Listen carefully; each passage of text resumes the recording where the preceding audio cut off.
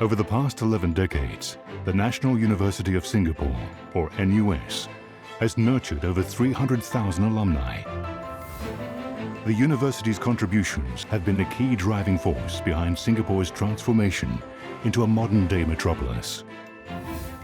Today, its faculty members, students and alumni are behind strategic initiatives to develop Singapore as a sustainable city, starting with NUS's very own campus. In fact, in 2021, the university received the Green Mark Platinum Champion Award for its consistently outstanding campus developments. In this episode, we meet some of the key innovators at NUS, devising game-changing solutions for climate change and sustainability.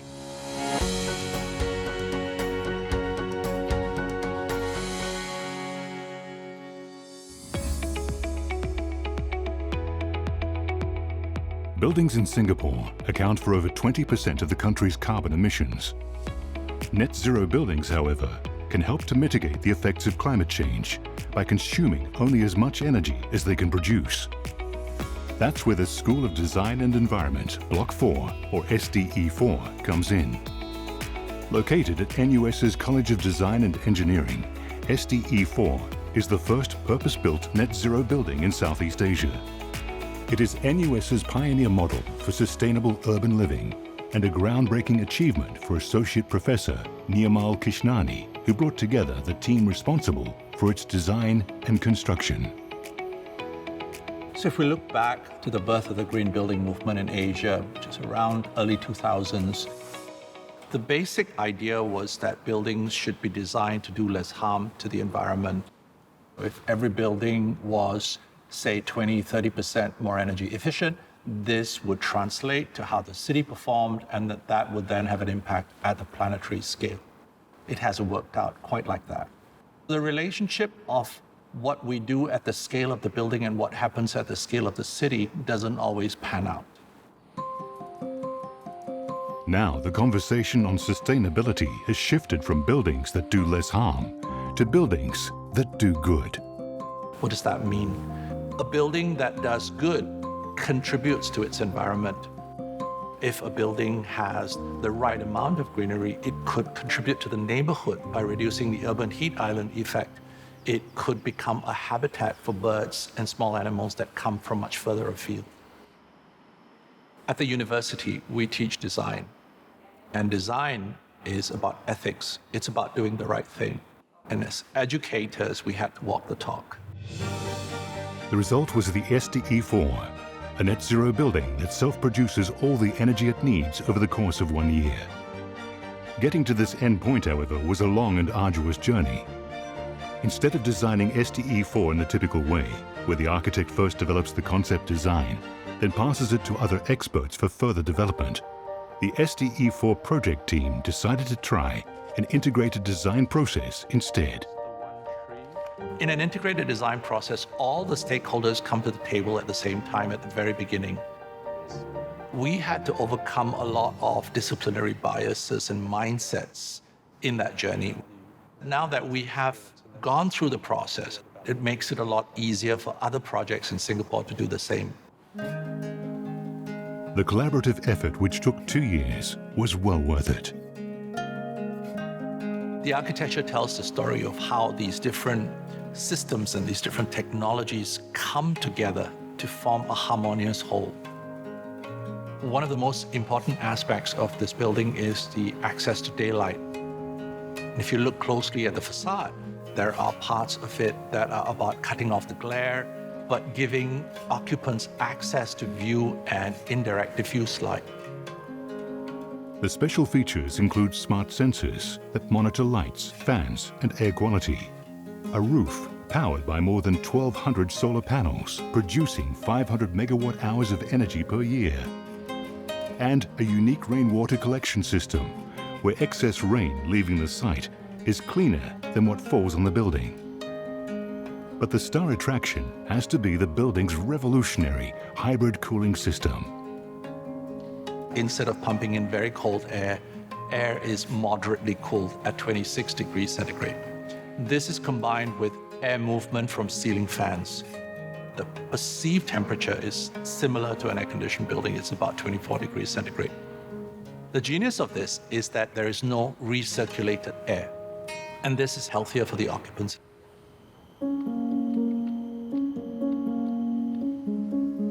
During construction, great care was taken to preserve the peaceful coexistence between man-made and native systems. Existing trees were carefully conserved and indigenous plants specially seeded to support biodiversity in the Kentridge ecosystem. Over the past decade, Associate Director Giovanni Kosu has witnessed the meticulous planning of not just SDE4, but the entire 4-block precinct. From SD4, which was a net zero energy construction, to SD1 and 3, which is the building that you see here, which is a renovation project, and to the new developments that we are now managing, which will be net zero carbon construction. All the buildings that we have managed have tried to push the idea of sustainability to a different level. From something that most of the time is a focus on a building site, on a building boundary, to looking at the environmental impact of the building, what it means to design for health and well-being for the occupants of the space. While the College of Design and Engineering recently gained fame as a sustainable precinct, University Town, or U-Town, has been winning acclaim as a Green Mark district since 2009. An extension of the main Kentridge campus, this 19-hectare mixed-use development also serves as a living laboratory for sustainability innovations, even those by students. Tommy Cheong, who was an undergraduate, came up with a novel way to reduce waste on campus. Back in 2019, I came across a report about the high contamination and low recycling rates. So that inspired me to think about how can I design a better recycling experience for everyone. So when you first arrive at the recycle right bins, you'll be greeted by the items display. So these are the items that you should not recycle. So once you've got the correct item of the correct quality, you can just slide it in. Then lastly, you'll see the clear display, which highlights the clean recyclables so that others can follow suit. The results so far have been promising. So there has been a vast drop in contamination rate from 60 to 27%, and cleaners only need to clear the bins once a week instead of every day. Both the SDE buildings and U-Town are part of NUS's ambitious goal to recreate itself as a zero-waste, cool and carbon-neutral campus by 2030. To this end, NUS aims to plant 100,000 trees, design more green spaces, create more sustainable buildings, encourage a car-light and walkable campus, reduce and recycle waste, and tap on technology to do much more. Under the leadership of University Sustainability and Climate Action Councils, we create solutions and impact lives. We embed sustainability into our core curriculum. We encourage multidisciplinary research with strong focus on developing sustainability solutions that are optimized for tropical, urban, and Asian settings. And we promote environmental awareness and action that will help to enhance our campus sustainability and create a better and healthier working environment for the NUS community. And the university is not stopping there. Off campus, its researchers are using integrated technology to come up with innovative solutions to cool Singapore's data centers.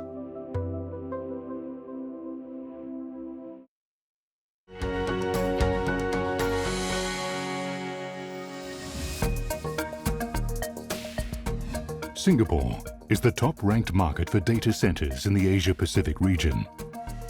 It has more than 70 data centers located across the island. A hefty amount of electricity, amounting to 7% of energy use in Singapore, is needed to keep these centers in good working order. Ideally, 100% of the energy consumed should be used to power the data centers. But in reality, close to half of this energy goes towards cooling. The temperature has to be between 20 to 24 degrees Celsius, and the relative humidity has to be controlled at 60%. Under the tropical climatic condition like that of Singapore, where the outdoor temperature can be as high as 30 to 33 degrees Celsius and relative humidity can be in excess of 80%, this makes this exercise very energy intensive. Associate Professor Li Po Seng hopes to change this. He and his team at the Center for Energy Research and Technology, or CERT, are developing high-efficiency cooling solutions for green data centers. One of the things that I thought we can do is actually retain 2 of the solar fans. Professor Li and his team have come up with a more efficient alternative currently in use at this data center in Loyang. Hybrid cooling basically involves matching the heat density of electronic components with the appropriate cooling strategies. For heat-intensive electronic components like your CPUs and GPUs, we will be using high-efficiency liquid cooling. Whereas for passive electronic components like resistor, we will be falling back to conventional air cooling. Our high-efficiency liquid cooling solution can lead to up to 50% reduction in the total power consumed by the data center, up to 50% improvement in IT performance, as well as up to 95% reduction in the water consumption. Liquid cooling isn't a new technique, but it hasn't been widely adopted across the industry. The conventional implementation of liquid cooling for data center is very massive. So our solution focuses on the integrated liquid cool rack that makes liquid cooling scalable and easy to use. Patented by Professor Li, this unique copper device plays an important role. When encased, it is designed to quickly cool the liquid that passes through it. What my group here at NUS has done over the past 14 years is to develop the various novel fin structure, thereby ensuring better mixing to cool more efficiently. This is exactly what happens when you stir your cup of coffee because it promotes better mixing, allowing it to cool down faster. Even though the hybrid cooling system has shown impressive results so far, more needs to be done soon. Singapore's data center market is booming. To manage this, there's a need to develop energy-efficient cooling solutions that would ensure the sustainable growth of the data center industry. And data centers are just part of a much bigger problem. Singapore is hot and humid. In order to maintain thermal comfort of humans and machines, we need to operate mechanical cooling systems like air conditioning. But a byproduct is waste heat. The more waste heat we generate, the warmer a climate gets. The more air conditioning we need to use. This is a vicious cycle that we need to get out of. CERT is dedicated to improving energy efficiency in buildings, industry and transportation. By integrating energy science with technology, the Centre aims to create holistic and sustainable energy solutions for Singapore. As an engineer, I firmly believe there's a need to translate research outcomes into solutions that will benefit mankind. To me, that's actually the real impact for research. While the CERT team delves deeper into science and technology for answers, this professor is turning to nature for solutions to mitigate climate change.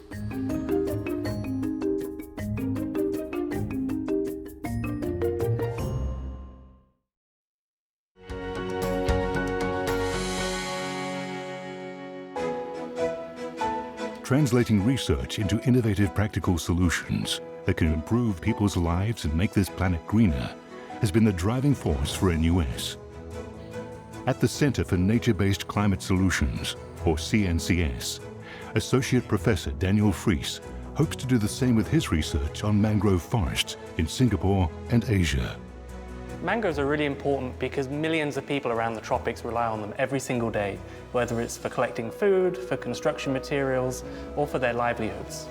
And then, of course, more recently, we're really interested in how they can help us mitigate climate change, and that's something that we all benefit from. Blue carbon, the carbon stored in coastal and marine ecosystems such as mangroves, has gotten much public attention in recent years.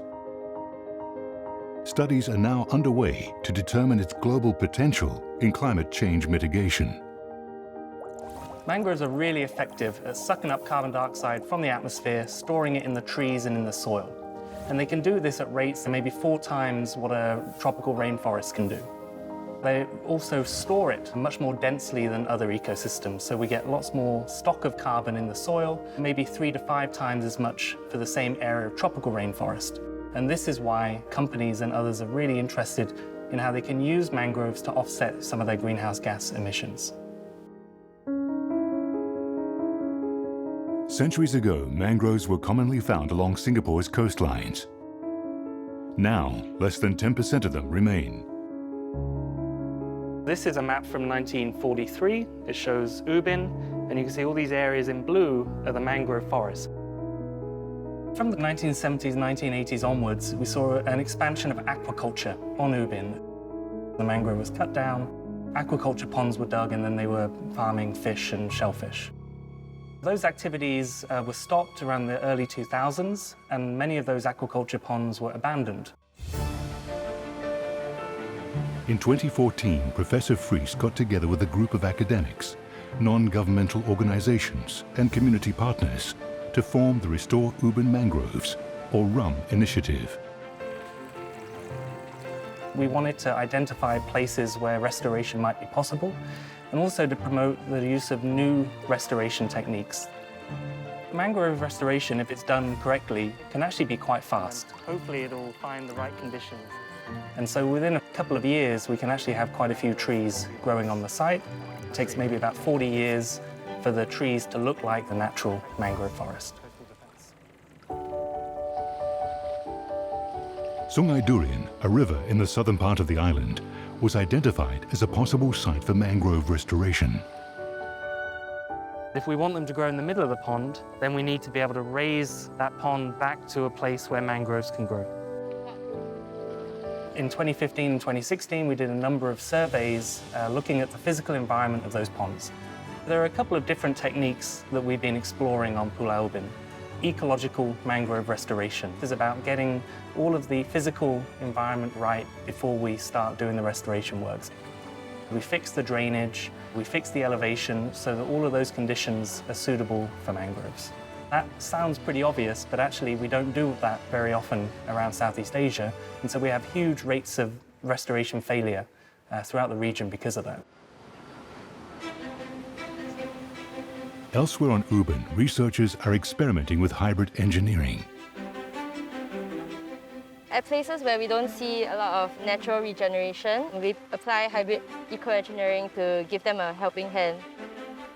These pots are put at a higher elevation, and we're trying to compare whether we have more seedling survival at the low elevation or the higher elevation. To do mangrove restoration properly, we really need an interdisciplinary approach. So obviously we start with the biology and the ecology, so we understand how mangroves grow, but we need to understand the physical geography of the environment. And then if we're putting them into hybrid structures, then we need to understand the engineering component as well. 你好，我是来自国大的研究生，我们是要来保护雾明岛的生态，这些红树林不是要来发展。 Getting Ubin residents to understand what he and his team are trying to do is also critical. Please learn a bit more about our biodiversity around here. Before we took any measurements or we did any designs, we spent years knocking on doors on Ubin, speaking to people, doing roadshows and educational visits, really to try and communicate what we were doing and why it was important to do so, and to get everybody on board. 这是我们在做这红树卡 restoration 的。 Fish farmer Philip Lin was one of RUM's founding members. 整多等红树卡是爱成多等成出来河下多等来。 Mango is very important for the ecosystem. Therefore, I have a social responsibility to preserve the mangroves. That's why how I joined in the RUM. It's pretty hard to explain to them. They thought it's a construction going to begin. Oh, they are going to lose their house. So we need more volunteers to come to us to help us. Philip often goes the extra mile to help researchers who are studying mangroves. We have to walk into the mud, and I have to take care of the researchers. So enter to the mangroves is very dangerous. The most gratifying part of this whole project is getting to know all the different stakeholders that have been involved. It's taken it, for me, way beyond just a science research project. In September 2021, CNCS received 3 million Singapore dollars for a new 5-year project. The NUS Temasek Blue Carbon Project will be one of the region's largest and most comprehensive blue carbon monitoring academic projects. Okay, hold steady. 3, 2, 1. With this project, we hope to deliver 3 main outcomes.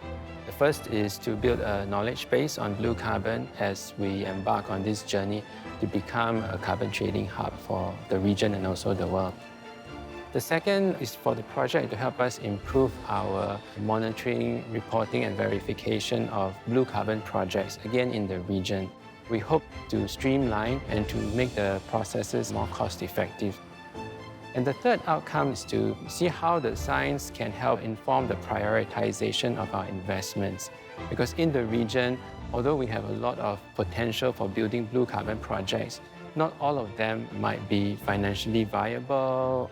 So one important goal of our research is also to help policymakers and business leaders make better decisions based on good understanding of the different trade-offs to better address climate change challenges, while also being able to meet the other demands and priorities of society. Okay, these are some leaf samples that we've been drying. CNCS is just one of the many NUS research centres and institutes at the forefront of climate change mitigation.